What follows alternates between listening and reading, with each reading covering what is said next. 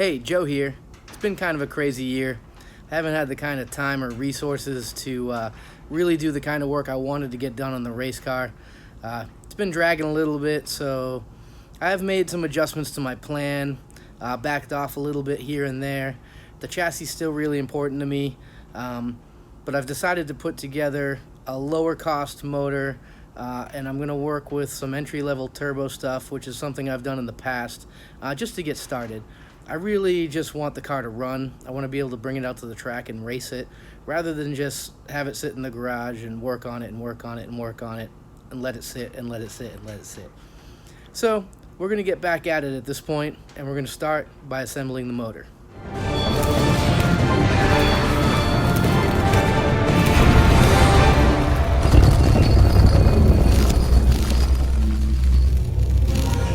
Here's a good look at what I'm working at. On the right, you can see the passage that I've smoothed, and on the left, you can see the passage that I haven't. There's a lot of casting flaws in there, or leftover stuff, I don't know. Someone who's a professional at cast iron, they can tell me what that is, but it doesn't look good. The right side does.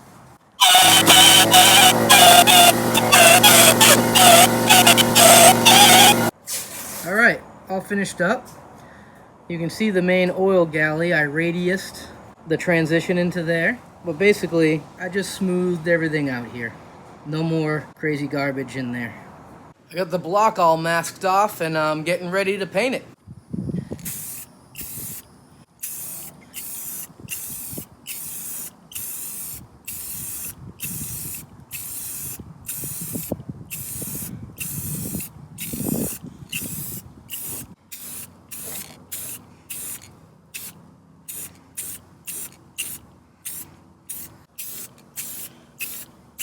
Well, the paint can said that this was dry to the touch in a couple hours, and you could unmask it in 24 hours, but it said don't really handle it for 7 days, which is good because I've been busy for the past 7 days letting this dry. Now I'm going to pull this tape off of here.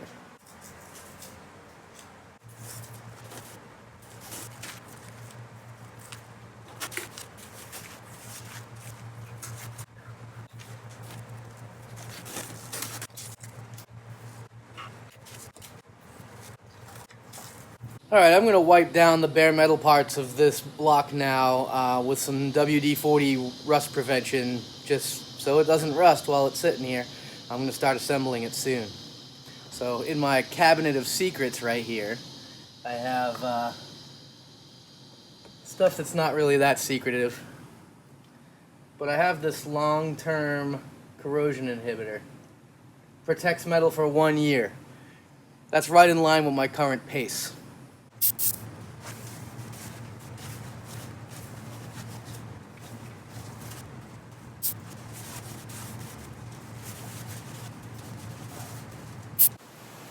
Why does this stuff smell like celery?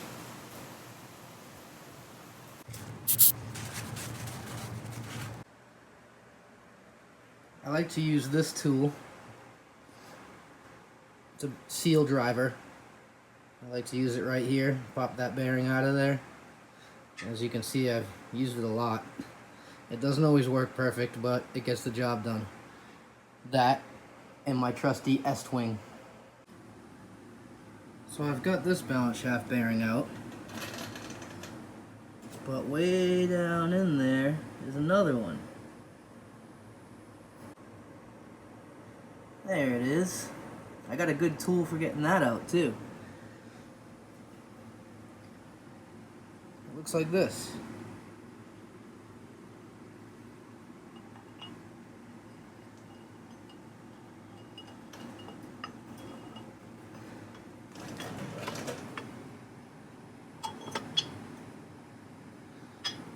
Tap on this with a hammer and get that thing out.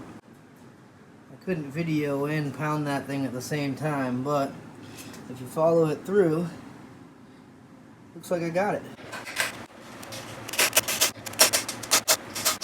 It's time for me to install these freeze plugs.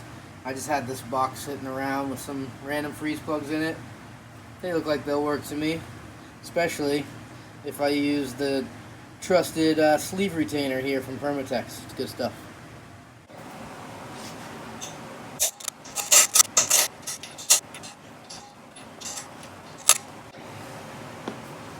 A quick mock-up of the Kigley girdle shows this side does clear. These bowl holes all line up, but man is it close. I'm just going to clearance it a tiny bit just to be sure. But this part right here does interfere. I can't get this to line up quite right there without grinding a tiny notch right there. So I'm going to carefully clearance that there and in these two areas as well.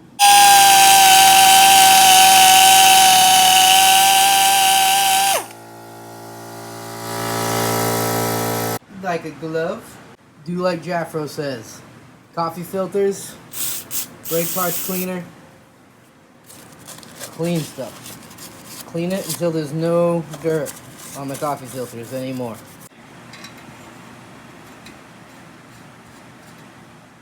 I got the bearings all wiped down, installed in the cap, installed in the block. Cleany, cleany, clean. Always plastic gauge for guaranteed improper clearances. Torqued to spec. There's all my plastic gauge marks, and they all come in right at 2/1000ths. Alright, now we need some assembly lube. Pow!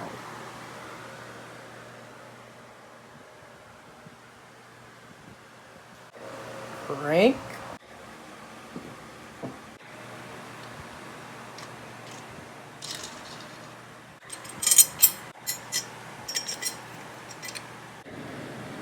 Torque them up, 20, 40, 60 in a star pattern.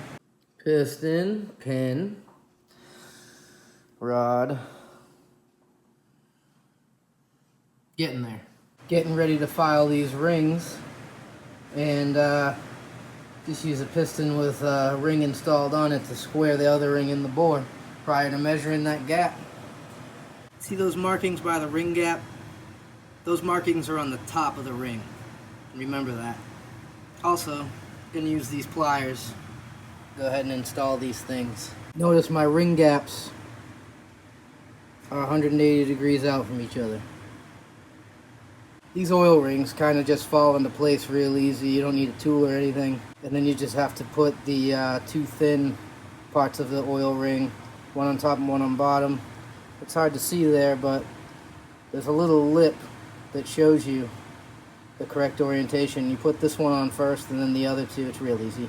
Just spin them right on there. Like that. Separated these rods and I'm cleaning them up, cleaning these bearings up, and installing them in there. Alright, got this ring compressor installed, this cheapo ring compressor, just so the skirt sticks out so I can set it in there. And then I can just pound it down in there very easily. You ever hear that Peter Frampton song? Baby, I love your way? Because the shadows are growing so long before my eyes right now. About to torque these rod bolts down. Got plastic gauge in there. Gonna see what we get for numbers. Well, it's hard to see down there, but these bearings aren't gonna work. That's showing 1/1000th for clearance, which would probably be good from the OEM, but that's not going to work in this higher power application. So I guess I'm going to take these Clevite 77s I had laying around and, I don't know, put them back on the shelf, see if they work again later, and I'll order some ACLs to go with the mains I'm running. Now we're talking. Bearings I usually use in standard and extended clearance, so we can get to work.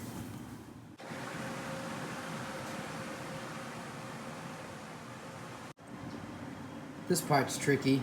I had to remove the arm that mounts this on the engine stand, and I actually had to loosen this one too so the block would sag away a little bit so I could get that rear main seal housing in there and get to the bolts to tighten it up.